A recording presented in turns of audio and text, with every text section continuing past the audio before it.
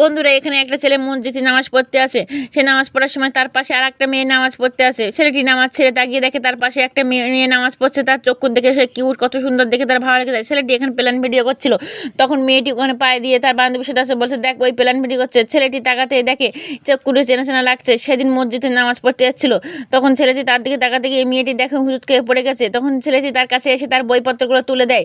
তুলে দিয়ে তাকে তার চক্ষু এক দৃষ্টি ভয় তাকিয়ে থাকে। ছেলেটি তখন অবাক হয়ে মেয়েটি সেখান থেকে চলে যায়। রোজ রোজ ছেলেটি এখানে দেখার জন্য আসে।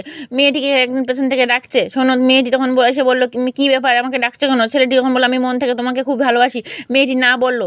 ছেলেটি বললো আমি তুমি সত্যিই ভালোবাসি। মেয়েটি তখন না বলে সেখান থেকে চলে যায়। ছেলেটি তখন হাঁক দিয়ে বলে আমি তোমাকে জীবন দিয়ে ভালোবাসি।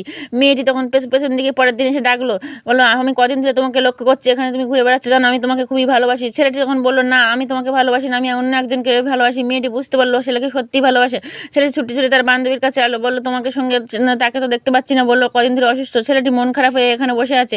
তখন মেয়েটি পেছন দিকটা এসে ডাকলে, বললো কি ব্যাপার, তুমি নাকি অসুস্থ নাকি কদিন ধরে?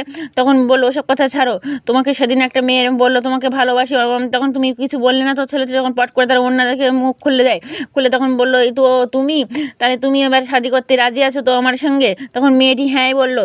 কি লাভ স্টোরিটি কেমন লাগলো কমেন্ট করে জানাবে।